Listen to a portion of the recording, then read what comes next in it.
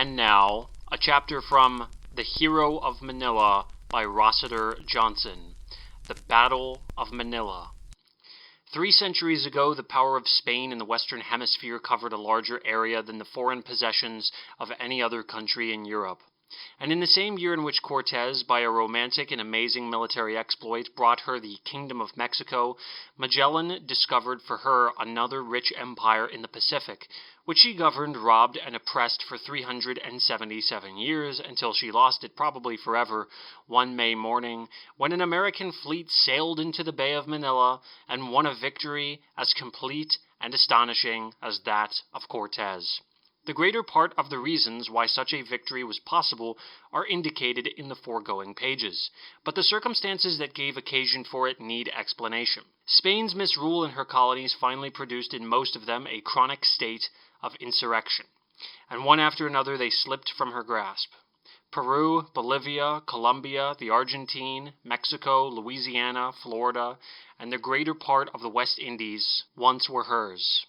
She ceded Louisiana to France in 1800 and Florida to the United States in 1819, and 2 years later Mexico achieved her independence. She still had the rich islands of Cuba and Puerto Rico in the West Indies and the Philippine group in the East. Though there have been revolutions and counter-revolutions in Spain since the beginning of this century, the colonies have profited by none of them. Whether the home government was republic or monarchy, it was equally impressed with the idea that colonies were for plunder only. In 1848, the United States offered to buy Cuba for $100 million, but the offer was indignantly rejected with the remark that there was not gold enough in the world to buy that island from Spain.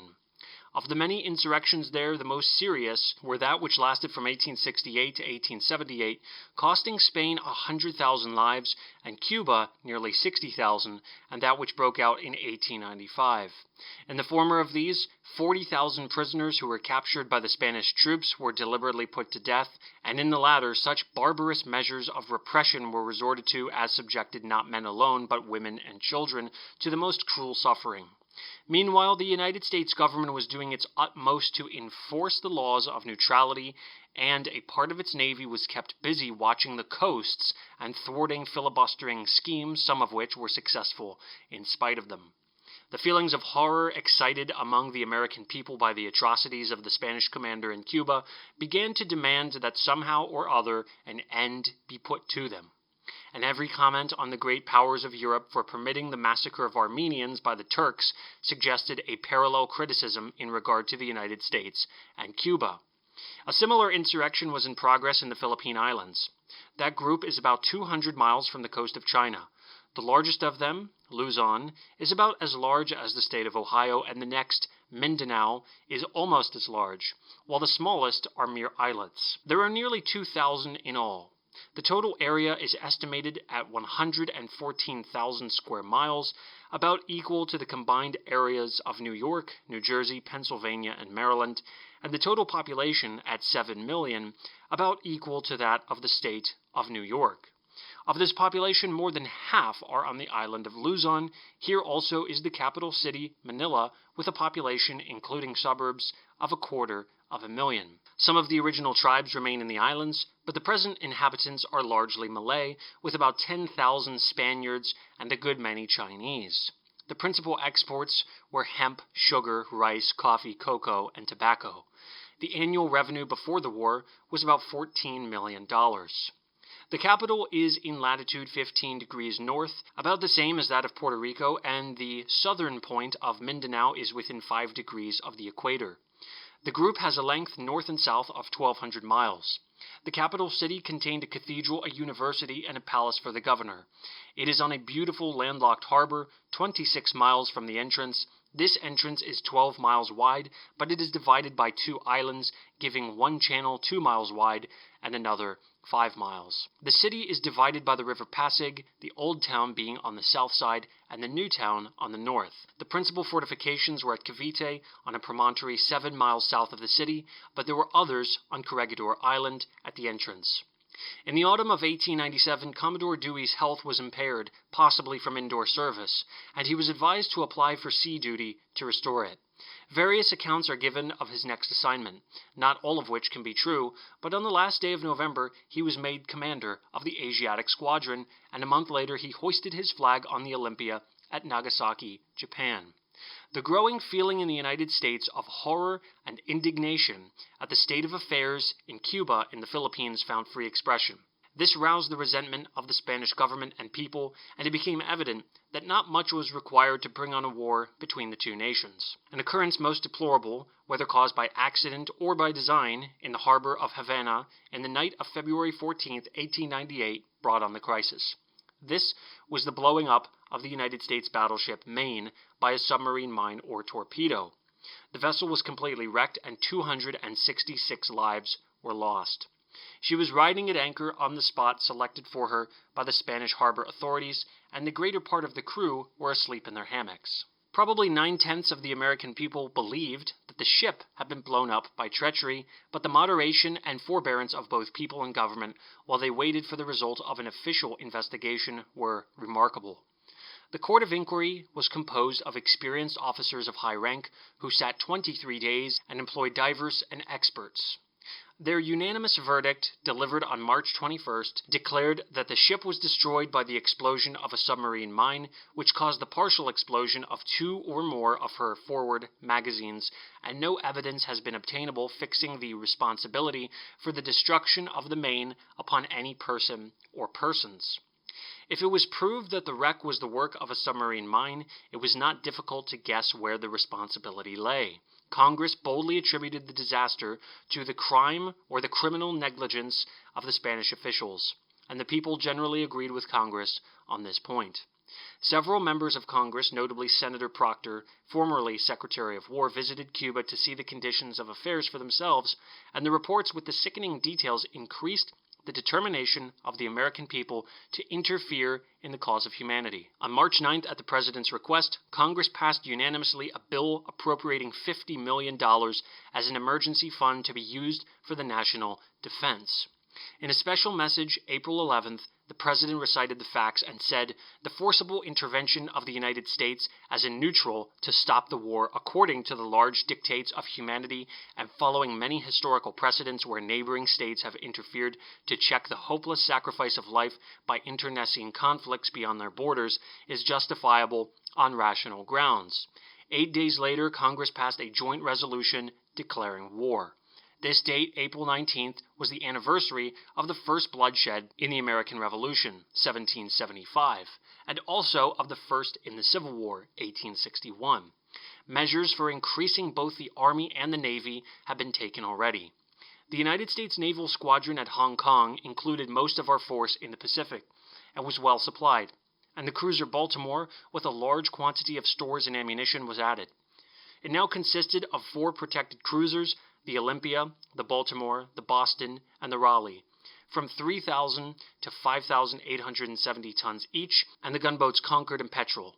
It carried in all 133 guns. Its commander, George Dewey, was of the same age as Farragut at the beginning of the Civil War, 60. The Commodore had received provisional orders instructing him, in case of war with Spain, to capture or destroy the Spanish fleet in the Pacific and take possession of the Philippine Islands, and he was now promptly notified that he might carry them out.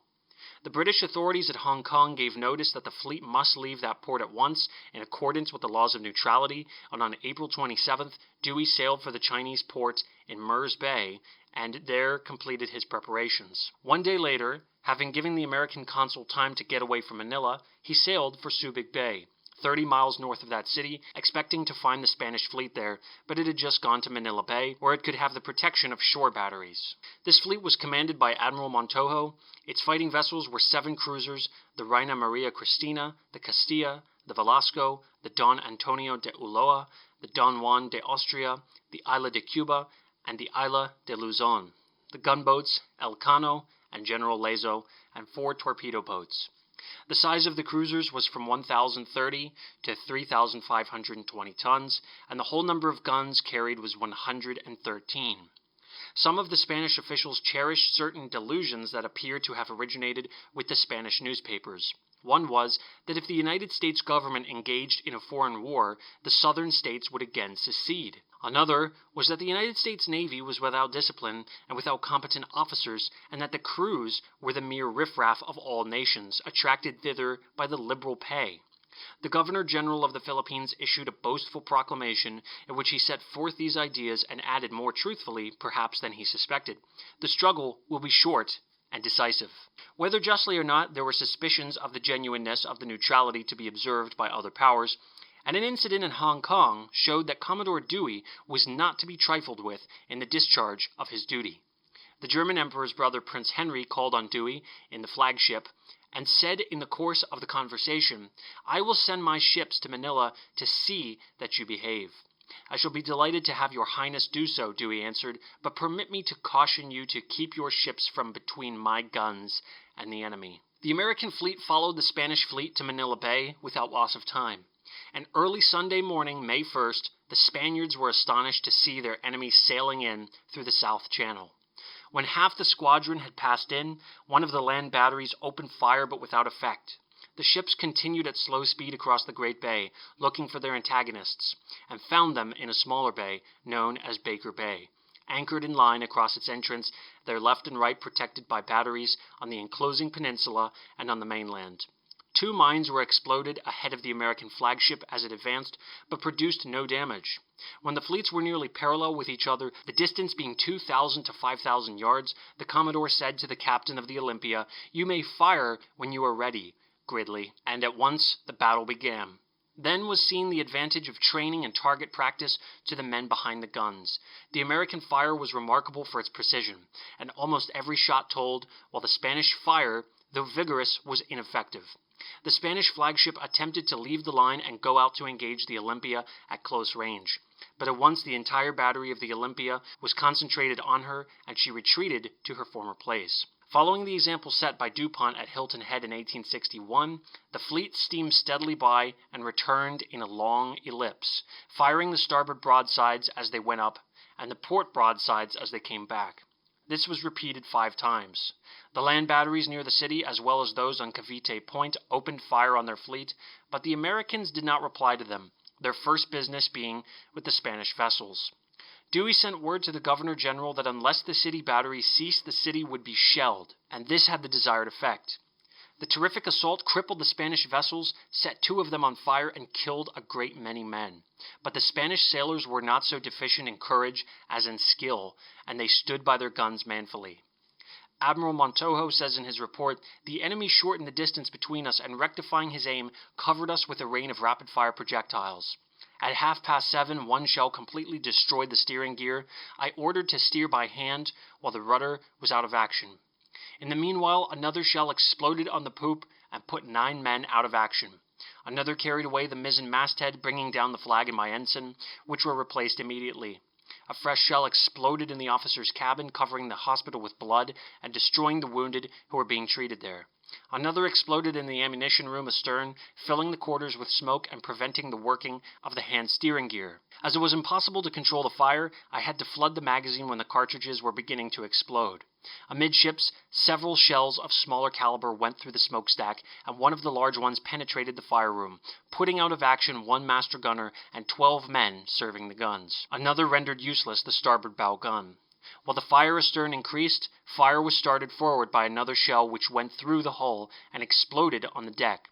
The broadside guns, being undamaged, continued firing until only 1 gunner and 1 seaman remained unhurt for working them, as the guns' crews had been frequently called upon to substitute those charged with steering, all of whom were out of action. The ship being out of control, I gave the order to sink and abandon her before the magazines should explode. All this was on the flagship, and the other Spanish vessels had been used only a little less roughly when the American fleet drew off to rest the men and have breakfast. How much the rest and refreshment were needed can be realized only by those who themselves have been at work in the iron dens and caves while the battle was raging overhead. A stoker on the Olympia, giving an account of his experiences during the fight, said the battle hatches were all battened down, and we were shut in this little hole, the ventilating pipes being the only things left open. The temperature was nearly up to 200 degrees, and it was so hot our hair was singed. There were several leaks in the steam pipes, and the hissing steam made things worse. The clatter of the engines and the roar of the furnaces made such a din it seemed one's head would burst. When a man could stand it no longer, he would put his head under the air pipe for a moment. We could tell when our guns opened fire by the way the ship shook. Once in a while, one of the apprentice boys would come to our ventilating pipe and shout down to tell us what was going on. Soon after 11 o'clock, the American fleet returned to the attack, and at this time the Spaniard's flagship and most of his other vessels were in flames. At 12:30 the firing ceased, for the task was substantially completed. One after another, the hostile ships had been sunk or driven ashore and burned, and the Americans had also poured such a fire into the batteries at Cavite as compelled their surrender. Dewey's fleet then anchored near the city, leaving the gunboat Petrel to complete the destruction of the smaller Spanish boats that remained, which was done. Thus, in about 4 hours of fighting, the American had annihilated the Spanish power in the Pacific and won a new empire. Admiral Montojo reported his losses as 381 men killed or wounded. In the American fleet, 7 men were slightly wounded, but none were killed. Some of the ships were struck by the Spanish shot, but not one was seriously injured. A pretty anecdote is told of Dewey after the battle. When the order had been given to strip for action, a powder boy lost his coat overboard. He asked permission to go for it, but was refused. He went to the other side of the ship, went over and recovered his coat, and was then placed under arrest for disobedience. And after the battle he was tried and found guilty. When the sentence was submitted to the Commodore, he was curious to know why anyone should risk his life for a coat, and asked the boy. The little fellow, after some hesitation, told him it was because his mother's picture was in the pocket. The tears came to Dewey's eyes as he gave orders for his release, saying, "A boy that loves his mother enough to risk his life for her picture cannot be kept in irons on this fleet."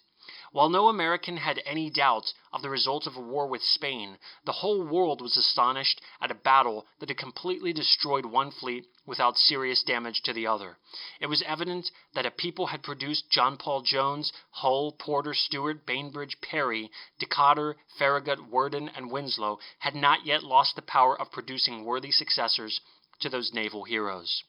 If one wishes to muse on the historic achievements of sea power, it is not necessary to visit Copenhagen or the Nile, or sit on the shore of Trafalgar Bay. The Mississippi and Manila Bay will answer quite as well.